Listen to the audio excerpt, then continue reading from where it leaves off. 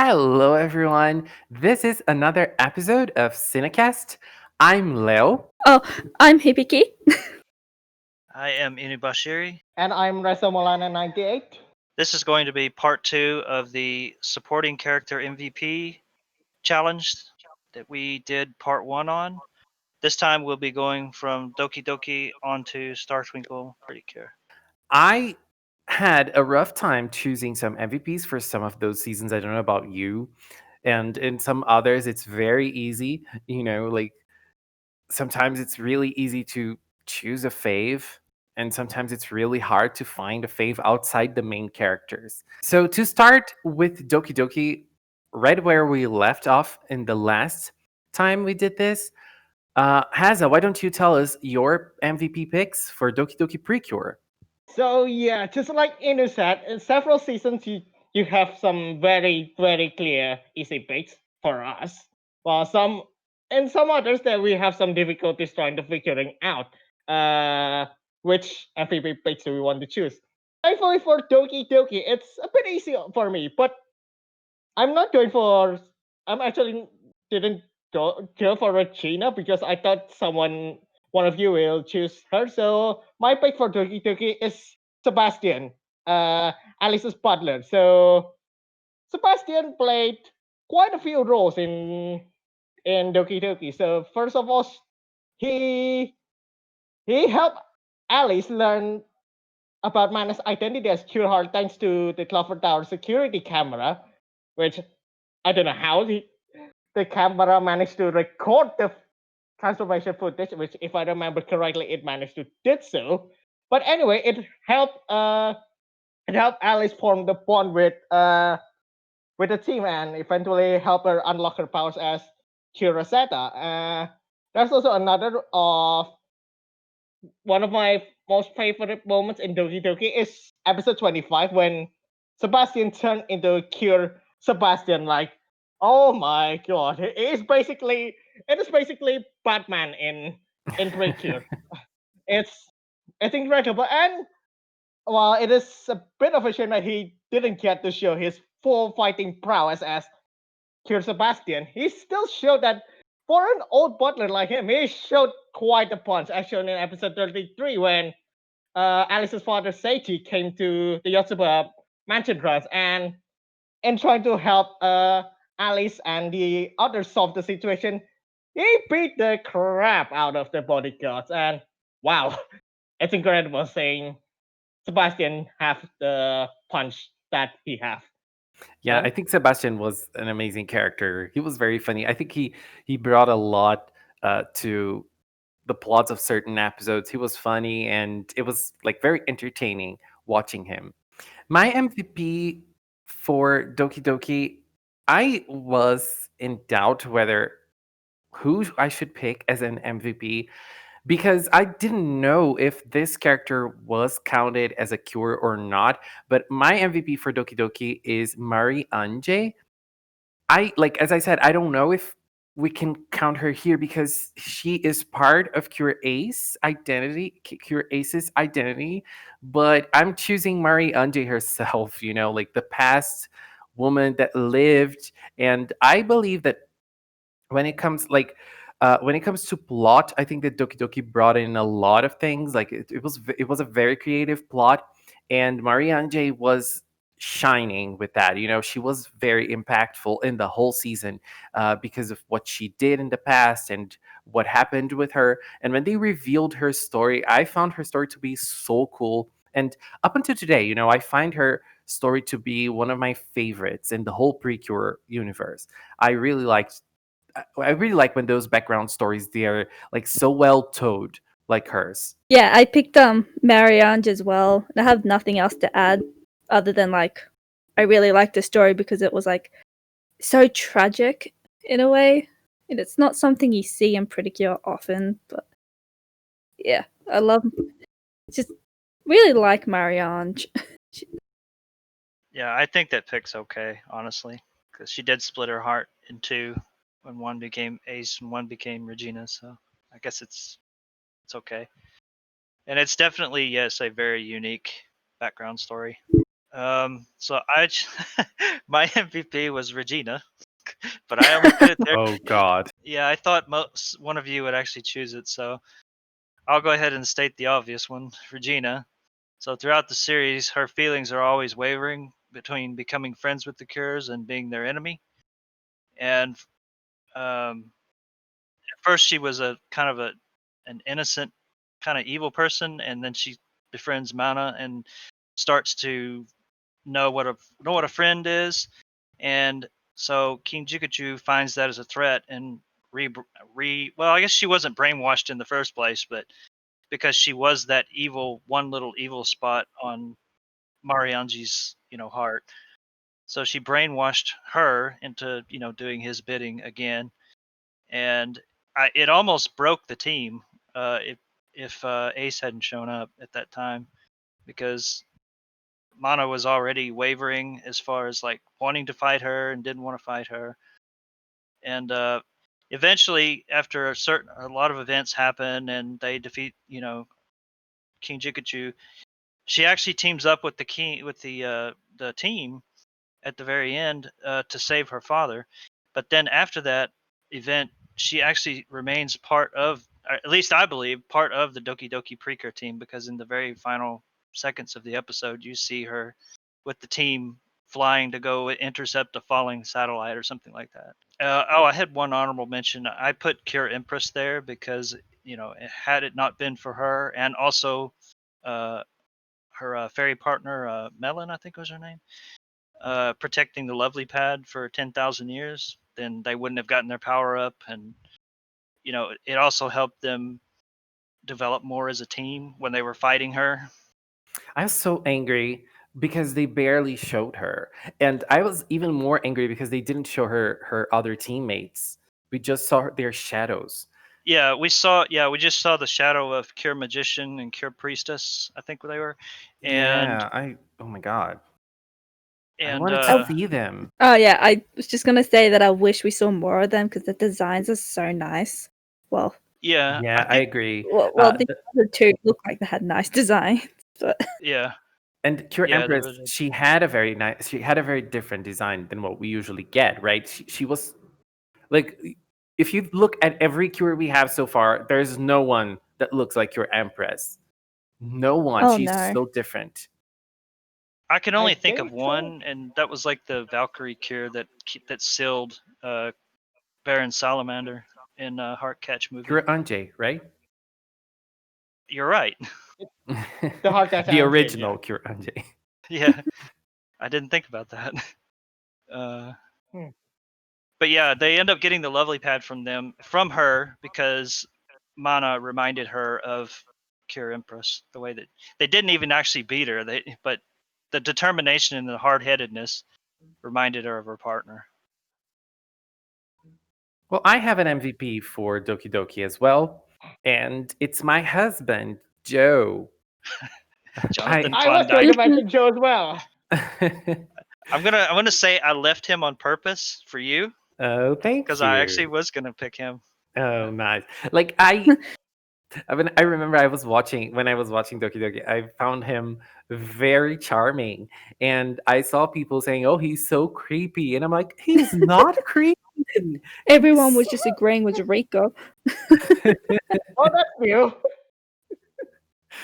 I don't remember someone calling Joe creepy at all. and he's handsome, and I don't know. That's that's why I picked him, honestly. Are these your real bullet points, or are you just making these? No, I like his Uh, personality. I love his personality. That's why I picked Okay. him. Like, I just want to say, Although- if we get to Star Twinkle and Leo doesn't mention Capard, I'm just gonna like worry. Okay, if Oh. someone mentions Capard in Star Twinkle before me, I'm going to riot here, and you guys are going to see me angry. Hey, there was Well, one more I can point. Go ahead. all right, fair enough. I don't have Capard, so you're safe, Leo. Yeah, thank you. Yeah, There was you're there was safe from me one too. there was one other point that we didn't make about Sebastian, that he did lose the artificial communion to what's her name, Marmo. Yeah, and Marble. yes, and she becomes and she started to say cure, but she stopped herself in the middle of it and said cutie, madam. Oh yes, Cute. that cutie madam. Yeah. Oh my god, that episode is just brilliant.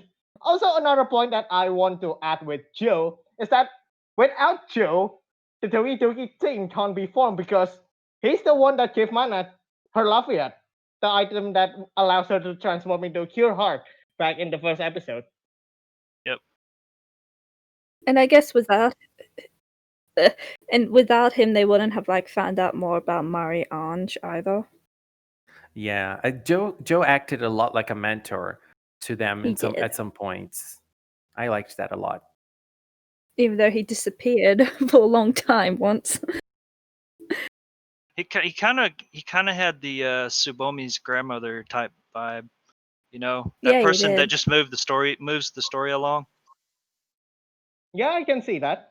Also, another point that I want to add with Joe is that he is also responsible for finding the Eternal Golden Crown, the crown that allowed Ace to transform into Ace within an infinite time limit inside of the God damn it, instead of the 5 minute time limit that she had originally. The group they- attack, and that's when she could just stay full time, not did the they crown.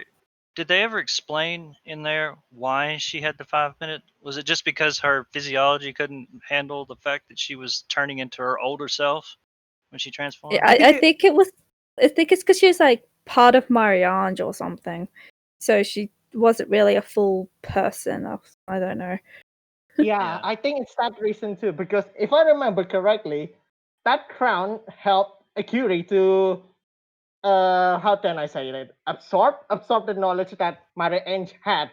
Because before that she's like, the incomplete dot of Mary Ange, and with the crown it helped make it a bit more complete and thus allowing her to become ace for however long she wants to be. Okay, now moving on to Happiness Charge PreCure. I am going to start because Happiness Charge is amazing and I have a lot to say about it, but I'm not I going to take agree. much time. I'm not going to take too much of your time, and I'm going to start with my MVP, which is the Queen Hoshiwa. Like, I think if we look back to all of the villains we have in PreCure, that are the villains that are like kind of like the joke villains, and they're not like you can take them seriously as villains. And I like usually I like the serious villains more. But with Hoshiwa, it's just impossible not to love her like entirely because she is, oh my god, I every time in every episode she appeared, she brought something. You know, she was funny, she was sassy. She had a lot for her. You know, she had a lot going on for her. And she sometimes she took like different forms. Like I think the first time she appeared, she took the form of a girl, and the girls were like kind of helping her, and then she revealed herself as a villain, and then we had her form as an idol to sing against Cure Honey. We had a singing battle between the both of them, which is one of my favorite PreCure episodes ever. And you know, she is just a queen. I love her, and I think like I love when we have, and this is spoilers, but you know, I think everything we're saying here are spoilers, but I love what, like, right at the end of the season, we have a moment of the villains of Happiness Charge reformed, of like they regain their regular lives and they go back to their lives, and we can see her, you know, being a teacher and everything, and with the honey drops, like the honey candy, you know, she was enjoying the honey candy with her students. I just love Hoshiwa. She had to be my pick. My MVP was Seji's younger sister, Sagara Mao. And I mean, basically from episode 1, if we didn't have her, we wouldn't have Cure Lovely. So she's frequently always around around Megami a lot. There was one episode which happened to be the 500th episode, uh, episode 14, where they were doing the clam digging contest with the class, and that was a very important episode because 8 of the international cures had been captured, and she ends up getting captured again at that point. And then I think there was one other episode, which will be what I'll mention in my honorable mention in a minute. So she got captured a total of 3 times. So that's already a big influence right there. And she's a big fan of the PreCure Weekly, which is onto my honorable mention, which is Moscow Mio. But I won't say much because I'm sure you guys probably might have chosen that one. Mao got excited in episode 16. Yes, episode 16. Whenever Mio was coming over to do the interview with Megami, because she had figured out more or less who the Happiness Charge squad was. She's a really big fan of the show, so she really enthusiastically goes over and wants her autograph and everything. And that transitioned into Moscow Mio more or less getting the opportunity to be a cure, but then she felt like she couldn't put her heart into it, that she felt like she could contribute better doing her show like she does. And at the end of that episode 16, we see her wearing the crystal that Blue had given her. I think there was a part somewhere where Cure Tender actually saved her when she was a child, and that's how she got into the PreCure universe. You guys have way too good memory. I Well, don't remember those details. well, for me, I went for what I originally thought to be the obvious choice, but it turns out it wasn't. Seichi himself. So, Oh, god damn Seichi. it! Anyway, yeah, Seichi. Well, he's the best friend of Megumi and later everyone else on the team once he discovered that, oh, they're pretty cute. And yeah, one thing that really struck me a lot with Seichi is that he somehow managed to deduce that Lovely is Megumi, despite Megumi had tried his best to keep her identity as Lovely as a secret, and somehow Seichi is able to deduce that, oh, this is very much a Megumi thing to do. And yeah, also another thing that I really like about Seichi is when I think it's on episode 9, Megumi and Hime are training together in the karate dojo that Seichi normally attends. And in episode 9, Megumi and Hime went to the karate dojo that Seichi normally attends. And Seichi teaches the girls more on defensive moves because he feels that the girls are becoming a bit too over aggressive in their attacks, and he, he figured that they should know when to back out when things start to get hairy. And that quite struck me well because if I'm honest, when it comes to things on, I don't know, games or when playing games and such, I tend to very much a person that is too aggressive myself. And So I think that you see yourself in Cure Lovely a lot because she used to go all out in the fights. Like she was beating everyone up and she was having a lot of fun while doing it. yeah, I have serious issues with over aggressiveness. Well, I think I'll just mention that I guess it's a hot take, but without Seiji, the love triangle probably would have been so he makes it more tolerable, like just a lot more fun. Thank God he existed.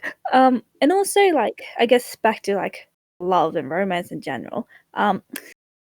If Red hadn't brainwashed him, I don't think Megami would have like realized how much Seiji meant to her. And my honorable mention for Happiness Chart, I have a little trouble and I still haven't decided which is going to be my honorable mention because I wanted to mention more than one. So I am going to mention the Oreski trio as my honorable mention because I know I have already mentioned Hoshiwa, but the Oreski trio as a trio, like Oreski, Hoshiwa, and the green guy, what was his name? Namakelter, no- I think. Namakelta, yes. Yeah. The three of them were very nice, and I still think that they were the best trio of villains we have in PreCure. I don't think we had any other season that we had like a better team of villains than Happiness Charge, and I wanted to put other people here as my honorable mention. I'm sorry, Cure Tender, but they deserve this place because they are awesome. The three of them are awesome. They brought a lot to the season, especially Oreski. He had like great moments. He has the same birthday as Cure Lovely, and they shared a cake. They shared a little moment there. It was just awesome, and he used to love dancing to Honey's Maracas Spark. So See, he danced to every one of their attacks. Pretty sure. Hang on, when you said like the Oreski trio is like the best trio, like I'm looking forward to like the comments that will go, no, you're wrong, so and so trio is better or something. oh God, Smile, no! Oh, smile, yeah. PreCure. Yeah, smile, PreCure trio is better, minus Joker. Fresh Teacher Trio is better. I mean, Joker's not a part of the trio because that means it becomes a quartet. Yeah, Yeah, he's more like the boss. He's just there to be creepy. He's way too good to be together with those. buffoons. Yeah, they Even joke though I around love too them. much. Dear Lord. And also another thing with Oreski, he's voiced by the same voice actor as Dio. And that's a win for me. I could never get over that. I mean, you watch JoJo, and then you watch that, and you're like, what? It's just hard to imagine he played Dio, but he did. So on to go, Princess. So my one and only MVP is. This is going to be so obvious, but Yui. Like, Yeah. Right? can't I do also have wrong. Yui. Okay, so Yui. So about Mal from Happiness Charge who got turned into a Psyarch like how many times? Well, Yui comes in like bruh. Poor Yui. How many times did Yeah, she get For thrown? real. Like, poor girl. But thanks to all this, it gave her the most badass moment in PreCure, like history, like because when she was trapped in that cage in the finale, like since she just been trapped in cages way too much, she managed to like escape the despair and like help her other classmates like escape too, which is like pretty cool. Like, That was such a beautiful moment. It is very much, in my opinion, the single best side character moment in PreCure history to me. And also, like, I'd argue she feels more like a main character, not a side character, because she's just so prominent. She even has her own dream that gets brought up, and she even gets her own focus episode. Like how could she not low-key be a main character? She's just an awesome character, and deserves all the love and attention she got in that series. Yeah, I'm totally with you. She was my pick as well. I mean, I think that's kind of obvious, as you said. Like she I also see her as part of the main characters, because she's always around the girls, and she even feels like she's a mascot of the team as well, because she is always around. She helps in her own way, and she knows the secret of the cures. She knows about the mascots and everything, so she is really part of the team. In like, I really see her as part of the team. Well, there's one point that didn't get mentioned. When she did escape the final cage there, it created a domino effect for them to get the Grand Princess transformations. So without her, that's true. yeah. If not for the Completely fact she forgot did about that, I had Yui as my main as well, but I figured one of you guys were gonna pick it, so I picked Kitakaze Asuka. She was the marine biologist that marine biology expert and veterinarian. That's what she was. She was the one that influenced Minami's, I guess, life path, because she already had a love for the animals in the sea and everything, but she felt it was her obligation to continue on the family tradition and whatnot and take over the corporation, which, I mean, her brother had already done that. I don't know why she felt like she had to do that. The first meeting that those two had, Asuka reveals that she sees a lot of herself in Minami when she was her age, both for the love of the sea and the animals that are living in it. So she invites Minami to go, if she felt to join her, like if she felt interested. But of course, Minami declines because she feels like that she has to do her family obligation. But eventually, she starts to, at the end, towards the end of the series, they have the part where they always ask the kids, like, what is your career path? What do you want to do? And she starts to think, and I think she even consulted one of her teachers, which her teacher said, yeah, I wanted to be a ballet dancer. I wanted to be a this. I wanted to be a that. But eventually, I settled on being a teacher. And she said, life is full of surprises. You're never gonna, just because you want to be something now doesn't mean later on that you want to be something else. So eventually, she does end up at the very end of the last episode. She ends up going and, I guess, studying with her. It doesn't really say, but it does show them together. And her parents gave her very good encouragement. She felt like when she faced her parents that they were going to let her down, and like, no, this is what you want to do. This is we fully support you. So I honestly just I like the look of her. I think she's a cool character. And she's one of those role model people that when you're that age, you want to look up to. Yeah, I think that the last stretch of Go Princess with the focus episodes, they were very good. And like a big reason why Minami's episodes were great were because of her.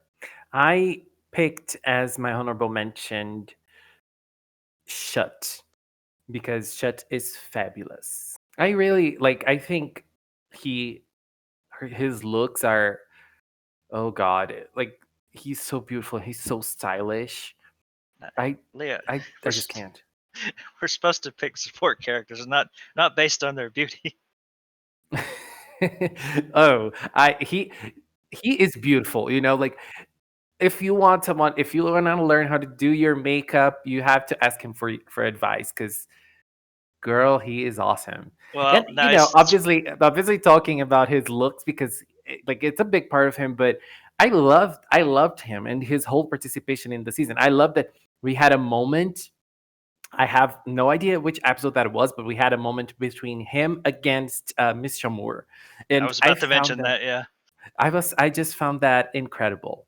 I love it. We're gonna move to Mahotskay, and for my MVP, I chose the headmaster. So, like in some of the past seasons, like we were just mentioning, there's usually a character that may know the identities of the cures. He happened to be one of them, because he had more or less a unique position in like the whole story. But he's also a great character as far as, like, without him, we can't advance the story at all. We have all this stuff in the background happening. Some of it's from the past, some of it's from the distant past, and without him, like, there's really no connection. So, and the first villain happened to be one of his childhood friends, who ended up studying the dark magic over I guess, the light magic, and he also helps assist the cures in locating the link stones. And he's also one of those characters that a few times the cures come to him and seek advice from him. Obviously he's a headmaster. He's very wise. He's old, which we find out later that he had been storing his magic power to keep himself young, because he actually fought against Kushi, or Dokoroshiki was his name, I think. Um, and he aged, like, rapidly. And for the honorable mention, I had two. I put Kathy, which was the magical crystal, and she was more or less like the moody comic relief. She's the communication between the magical world and the non-magical world. And somehow there must be a link between him and the headmaster, because when he aged, she actually aged with him. Like her avatar on the crystal changed to an old lady. And the other character I chose was June, which was the blue-haired character. She reminds me a lot of Wound.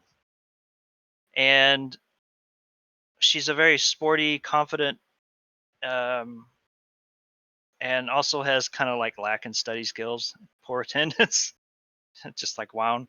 And she ends up having some interest in fashion and whatnot. And I think at the very end, she ends up going to where did she go? It's like New York, or maybe it's France. I don't remember. But there's lots of like when they're doing those remedial classes, there's a lot of her and interaction between Mirai and Riko, and also the other 4 or 5 girls that I think were there as well. She likes to prank a lot too. Okay, I'm gonna be honest and say I had a little hard time choosing uh, two characters, like one main character and one honorable mention. So I only chose one. I only chose my MVP, which was Sparda. Sparda was a very I'm not gonna say she was interesting because she was just a regular villain, but I just loved her. You know, to her design and her she was very driven in destroying the cures, and even after she became a regular spider she was still going after them. It was so good. Like I read it the last episode, I think it was, I don't remember if it was the last episode, it was the one before the last. She was a spider already, she went back to being a spider obviously, but she was still going after them. And she is one of my favorite villains up until today. I find her amazing, and I just like her. I like, there is nothing particularly different or that stands out about her, but I just like her. My only MVP too, I couldn't pick a second one, was Kana, the one who goes, "I swear there was a witch." Girl. Oh, is Um, that the old lady? no, No. it's She the was from the middle school. schooler. Oh, She was in oh. their class. Yeah, classmates. Kana. I just like her because of her stupid, I swear there's a witch gag, and how kind of supportive she is of Mayumi. Like, where Mayumi had a crush on this guy who already had a girlfriend, like Kana was like there to help Mayumi through it, and yeah. Pretty much it. I just like Kana because she's stupid, goofy, and a supportive friend. Interesting that you all went for Jun and Kana, because I had Jun and Kana in my page, but they're not individually. Instead, I placed them as groups. So my main pick is the Magic School friends, Jun, Kai, and Emily, because of the antics that they've done with Mirai and Rico when they were on the Magic World. Like, it's just it brought a lot of comic relief to the show. And like I said back in the first CinnaCast video that we did, where I said that a big reason why I like Oreganos is because of his comedic value. Like, they should brought a lot of comedic value, and so does with my honorable picks, which is the combined duo of Kana and Mayumi. You know, like Hibiki said, Kana has the "is that a witch" thing that she just always gets.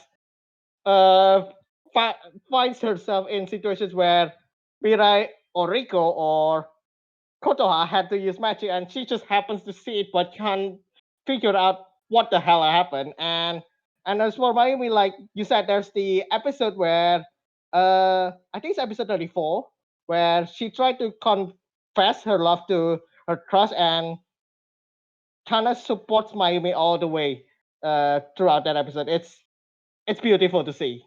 Oh, I think I remember something that I want to mention, which can be my honorable mention here, which is Bati. I think Bati is one of the most bland villains we had. Like, when he appeared for the first time, it was so boring. And honestly, he is very boring overall. But I think that he did something that made him stand out. and I still remember him because of this. Right at like the end of the first half of Star Twinkle of Mahotskay, he started noticing there was something wrong with the big boss, and he started questioning him. And there was an underling that didn't let him question the big boss. You can't question him. And he started noticing that there was something wrong, that he wasn't really there. There was nothing there. And he started going after it by himself. And usually you don't see PreCure villains doing this. And I believe that made him stand out a lot in terms of role in the season. He wasn't just a regular villain that appeared and fought the girls. He had a little more. So, Kira Kira PreCure à la mode. Just before I say anything, I can't choose this one for either honorable mention or MVP, but I think Miku needs to be somewhere in there. That she's such a great character as far as like influencing Akira's life. But my MVP, I actually have two because I couldn't choose between the two. But I'll say the 3-star cat. But I also had the Kirapati. Wait, the kid at Patty. Yes. Wait. Kirapati the building. Yes, the building. You're cheating. You're cheating. Which one of them are you choosing? The Kirapati or the cat? I'm choosing the cat, but I was saying I Oh, put okay. another one there in case someone chose the cat. But the building, is that a character? Oh, I mean, it's kind of like I agree with Inu. It has so much life that you can even say it's a character of its own. I need to rewatch. well, it was Kira Lumiere's like workshop, and like it honestly just felt like it had part of her soul in it because it was always it brought like a lot of happiness to the girls. Each guy ends up traveling around the world with it. Okay, fair enough. Anyway, back to that 3-star cat. Okay, yeah. So the 3-star cat, it was pretty funny at the very beginning when like no one could ever approach the cat, and like Yukari ends up like taming the cat in the way she does, and because I think Ichika was gonna try to walk over and pet it, and it was like and then Yukari just walks over and pets it. It was famous for bringing good fortune to any sweet shop that the cat stood outside of, and eventually he actually stands up front of the Kirapati, like as far as giving his approval, I guess. He was also the leader of the local cats in the town, and they played an important role somewhere midway through. Well, first of all, they played a role when Yukari got turned into a cat. Yukari turning into a cat was like epicness levels. Yeah, she wasn't even phased by it. She's like, oh, interesting. And she even jumped off a cliff at the end, like, okay, let me just sacrifice myself, like it's nothing. Yukari is just too extra. Well, anyways, they played it. What I was getting to is they played a big role when they were fighting against Grave when he showed up. I'm just gonna pick Misaki Ayane, because A, she's Aoi's inspiration. B, without her, we wouldn't have gotten Aoi. Like, Aoi wouldn't have been inspired to become a rock star and then potentially become Gelato. Oh, and also she's voiced by Machiko. That's literally it. I mean, She reminds me a lot of Miyuki from Fresh, honestly. yeah. But I don't know, the She's fact that she's amazing. voiced by Machiko is like amazing, and then Machiko is now a part of PreCure is just so good. And she's got an amazing voice and got some really great songs in Kira Kira. Soul Believer, Ignition. God. And she was very honest. She was very honest to Aoi and making her. She didn't sugarcoat anything. No, which made her even more great to watch. Yes. Oh God. true. As for my MVP pick, I went for Pipuri after I realized that I can't pick Piku because she's a family member. So what I like a lot about Pipuri is her backstory. So her backstory is like she was a lonely kid that Noir manipulated in to join Noir's side in the battle, and she also have this weird interaction with her doll named Iro, which is it is weird but also very fun to see because she really does like Iro a lot, and also she also had an quite interesting attitude with exaggerated expressions, tongue sticking out, shrill laughter, and being blunt and rude, which is interesting for sure. Okay, my MVP. I'm sorry. I don't know if I'm breaking the rules here because I am choosing a family member, which at the same time isn't really a family member. But my pick for MVP is Yukari's sister. There is no Yukari sister. Like she has no sisters, but I am picking her sister here because she created a sister in one of the episodes to trick one of the villains to discover his true identity. And Oh, honestly, I think this is the most epic moment in Precure history. You know, we have never had a Precure do something like this. And she did. You know, she created a whole scenario. She did something totally crazy, and she invented a sad story. She was all depressed and sad because her sister got all the attention, and she had to live up to it. And so Julio was like, Rio actually at the time, right? He was yeah. watching that, and she opened up to him, and it was all lies, and he was like, "Gotcha." Oh god, that was that was so good. And I know this might be kind of cheating, but I had to just remind this moment. So my MVP for Kira Kira is Yukari's sister. Ooh, that's a clever pick because I actually forgot that Yukari did that. hmm How can She you was. forget she did that? She's always one step ahead. You don't even realize it. Also, with Ivory, her age is a very sensitive topic. Oh Yes, yeah. it Oh, yeah, I is. remember that one. So, just to mention my honorable mention for Kira Kira, I picked Elisio because I think that he had, like, the way he created his plans were really clever. And I think that every time Elisio attacked, we would get something deep out of the girls because he touched on very sensitive topics about each of them. And I remember when he started, we had him and Grave working simultaneously. And I remember when we had Grave in an episode, I was like, oh no, I liked Grave, but I was like, oh no, Elysia would have been so much better because every time he appeared, every plan he got, and every time he got the girls, he would take something out of them. Things would get deep with him because he went to the core of the girls, and I just loved it. Okay, so now we move to Hugto. So for Hugto, I too had a bit of a struggle in trying to pick my MVPs.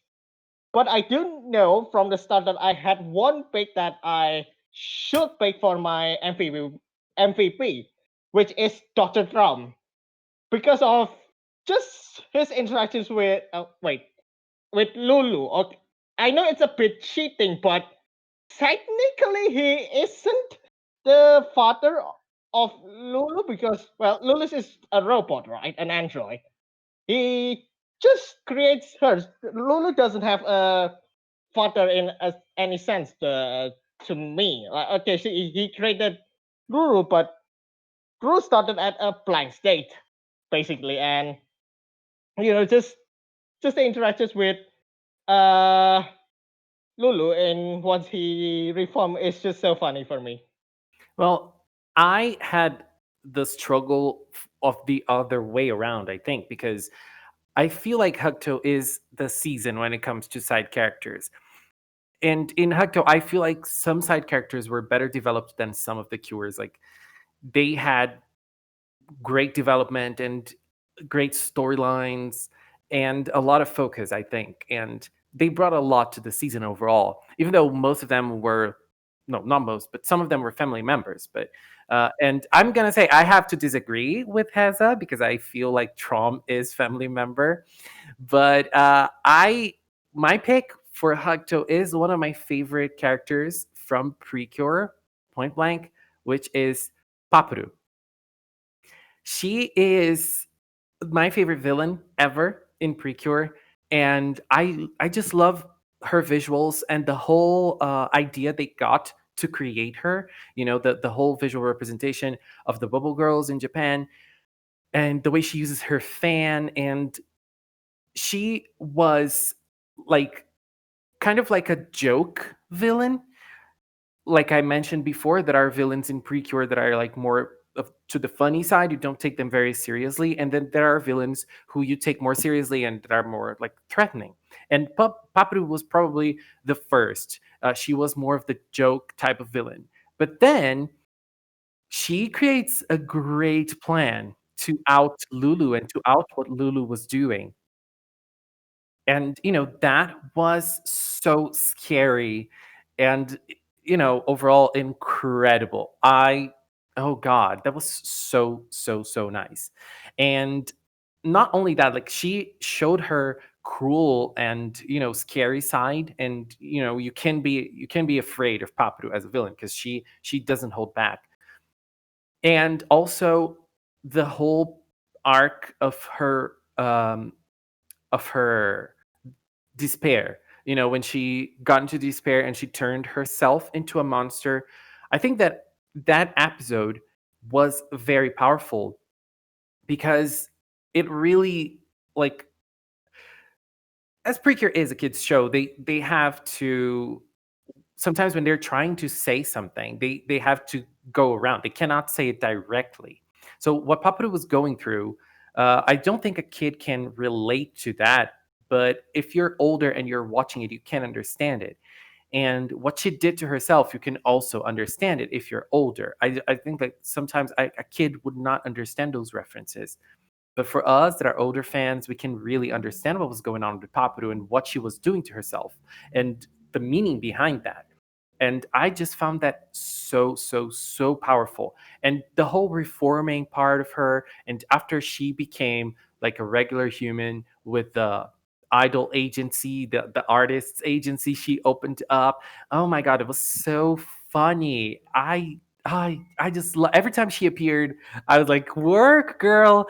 And I still think that she was robbed. She should have won that the dog thing episode that she participated.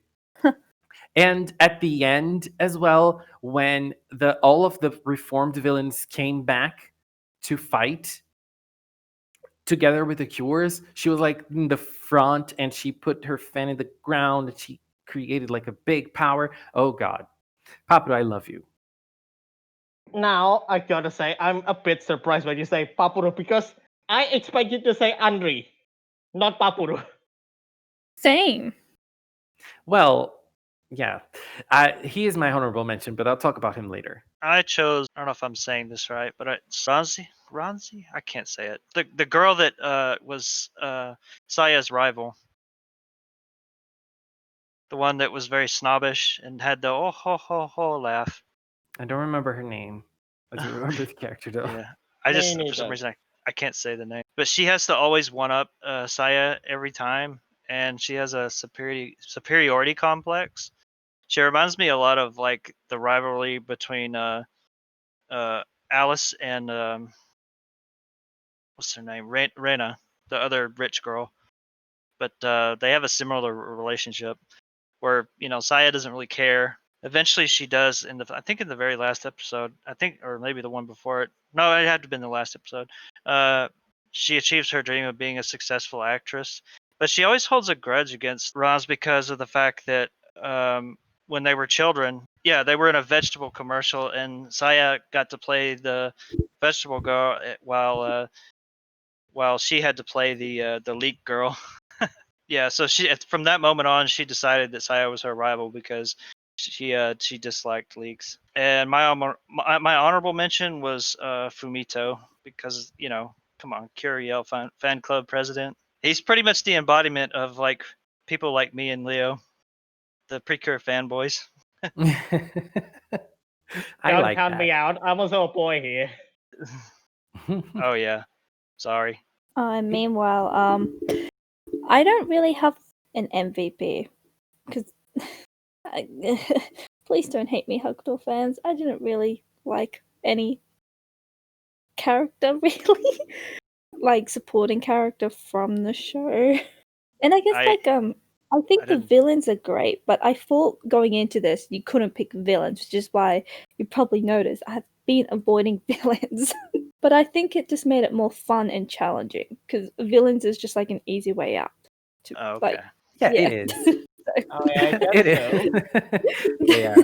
But yeah, But just let me just talk about Only a little bit because, I oh god, I love him so much, and I I think he there are lots of things I love about him, but one of them is the fact that he is like I love the fact that they gave him a deep voice, because usually when we have characters like him that like dressing uh not in a masculine way, they usually give those type of characters more of a girly voice, high pitched voice, and they went the other route for him. They gave him a very yeah, deep voice, and I love that detail. Like, I think yeah, that I'm glad they made him like obviously just like your normal average guy who just likes dressing up. yes, and I think that um like I think that what they did to his character, like the whole thing about his character was that you can be whoever you want to be, and you can break the rules. It doesn't matter. What matters is who you are and being who you are. And I just loved it because he broke so many rules, and he was so different in so many ways. Like, there was that episode, he was the princess that needed to be saved, and the girls were the heroes. Like, I love the argument that the show makes every time he appears. Like, he is an incredible character to me. And I just didn't pick him as an MVP because Papu was in the same season, and I just love her as well. So, like, both of them for me are like top PreCure side characters, and I think that if we were to rank all of them in all of the seasons, those two would be on top because, oh god, I just love them so much. Hibiki, why don't you give us Star Twinkle? Star Twinkle, okay. Okay, so my main MVP is Sakurako. So, oh god, she is just hilarious.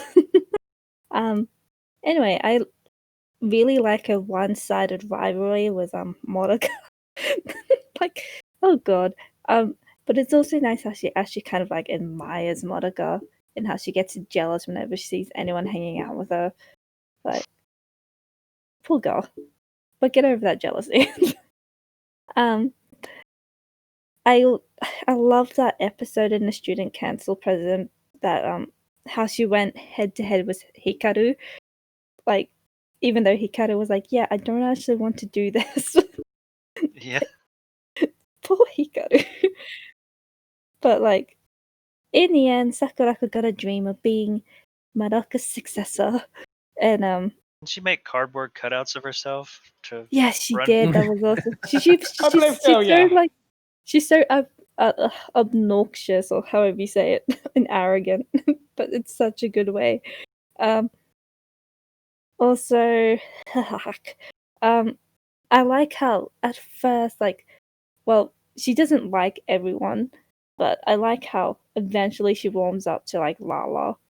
But I wanted to like cry when she pushed Lala away in that one episode 40 something, because she found out Lala was an alien. Oh, yeah. I wanted to hit Fuyuki. I'm like, why would you do that? But then I'm so glad that eventually she warms up to Lala again and becomes best friends and just wants to do everything to do with aliens and hop on a spaceship, which I wish we saw happen.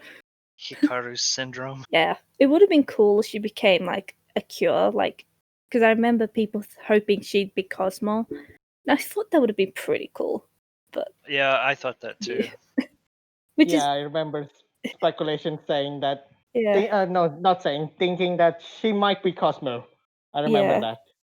like it's a shame that she wasn't, but it makes sense because she had to balance the team out with another alien somehow, and Sakurako is not an alien, unfortunately. But hey, at least she's a planet because she's the Venus of Mihoshi Middle School. Yeah. Oh, Oh my god.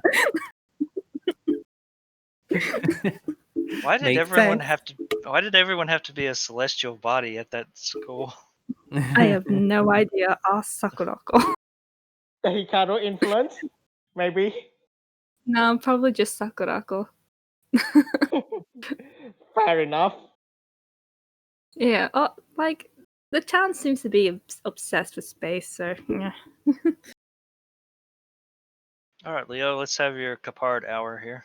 Oh my god. Yes, yes. You guys Yes. know. You guys know. Like there's Take no them to stage. secret. There is no secret. I mean, last year I got married, and me and Kapar, we had a ceremony, but it was just me and Why him. didn't you invite us? Oh no, it was very very Yeah. I could private. have been a Why? flower girl. It was very private. It was something, very intimate. But I think like since the first time I saw Kapard, I was like, oh my god, what is this? What is going on?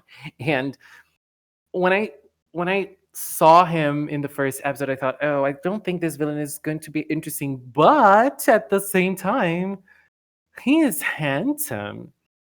And there was something big that impacted me in Star Twinkle, which was every time Capard got weak, he had to go on water to heal himself.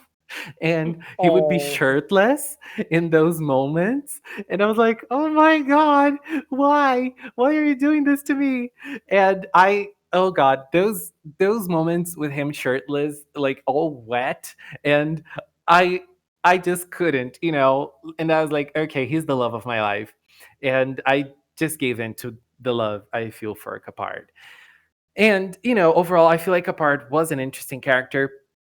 He had some moments like at the start of the season. He had some moments with Elena, and then more to the end part of the season, he had his moments with Hikaru. Like he ended being like the counterpart to Hikaru, and he,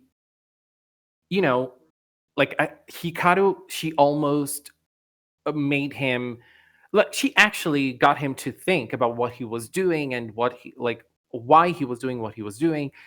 And he was ready to leave the villain side, but then he got captured again and he got forced to fight because of the Ophiuku's power. And we got a glimpse of his past. We got a glimpse to understand why he was co-opted into the Not Raiders. And so, like, all of the villains in Star Twinkle, like, we can actually understand them. And I feel like out of all of them, Capard was the one that got a little bit further on that. I think Tenjo also, but for me, obviously, Capard got the first hand. So, yeah, obviously, Capard is my pick for the Star Twinkle MVP. Now I don't really have much to say because my MVP pick is Sakurako as well. Okay, my MVP was Tenjo because I like at the very end when it starts about episode 39 when her and Elena have that interaction at school when Elena's chosen to be the English speech uh, representative, I guess, for a contest. I guess it was a prefecture contest, but Tenjo disguises herself as a teacher, and she's there to help Elena, or she offers to help Elena with the contest. So she uses it an opportunity to try to corrupt her, to try to make her realize that the world is very cruel and that her smile means nothing and it's a waste of time. And it ends up backfiring on her because Elena she jujitsus the negativity and puts a positive spin on it. and she ends up winning the contest because of that. And but that episode brought back a lot of painful childhood memories that Elena had due to her mixed heritage. But however, she comes to realize that uh, that she's not that much different than anyone else. That everyone else around her is different in their way. There's a tall kid. There's a a kid with glasses, of this and that and that. And she says, but through smiles, we connect with one another. And but then later on, in episode 42, which is Lost Smiles, uh, Elena starts to, you know, wonder about her future, and she has a parent-teacher conference with her mother, and she can't decide what she wants to do. Well, her mother is an interpreter, right? So she asks, but how do you get people that can't speak the same language, to come together? And she talks about, well, you just have to sit down and find common ground and uh, make people understand one another. And so then in the next episode, well, actually no, at the end of that episode, I believe she hesitates to transform, uh, but eventually does, and then she starts to do battle with Tenjo, and then Tenjo starts to point out that, hey, your smile is fake. You know, you're not doing anything. You're And so she's speechless. She's like, wow, you're right. And she's shaken up to her core at that point. Elena throughout the entire series was smile, smile, smile, right? So at that point, I mean, her smile was gone. And then in the next episode, of course, I believe this episode got our Twinkle Imagination, but it was they end up on the home planet of Tenjo, and we get Tenjo's backstory at this point, so it's flip flopped from the beginning, and her society has this thing about long noses that it's like a mark of, like, I guess the longer your nose, the better statue you had. But Yes. was that what it was? I know that it was Yes, important. it I just was. It was. Okay, yeah, and so during the battle, she's still shaken up, but she's still straight shaken up about her insecurities and whatnot in the past. And Madoka finally screams at her to, encourages her. Uh, no, Madoka reminded her, like, during the talk that they had in a previous episode, and so then Saleo, gets her groove back and her true smile, and then she's like, Tenjo, I want to make you smile. And then that's when she gets her twinkle imagination and everything. But I think during that battle she had knocked off her mask, and she was like embarrassed and whatnot. Uh, and then of course when they arrive back home, Elena knows what she wants to do. She wants to be a professional translator. So, and of course in the final episode we see that that's what she's done. And of course, my honorable pick was Saburo, because I think this was the first insight that we got into Elena, that she wanted to be sort of a translator, because she was able to understand, Saburo better than anyone else, even though she messed up with the flower scene. Oh God, that episode. Oh, it was one of the most powerful ones for me. I think episode 34. I think I don't remember, but It was episode 34. oh God, that was so powerful, and so well written. Oh my God. Oh, I think all of the Elena episodes are great in this sense. Like in just remembering this episode makes me want to cry because it was so beautiful. The way it was done, it was so beautiful. It was so touching, heartwarming, and the way Elena was able to convey her feelings at the end. And Saburo's story as well it was sad. It was pretty sad too. But he found a friend on Earth, which was Elena. And oh God, Yeah, that is that is just incredible.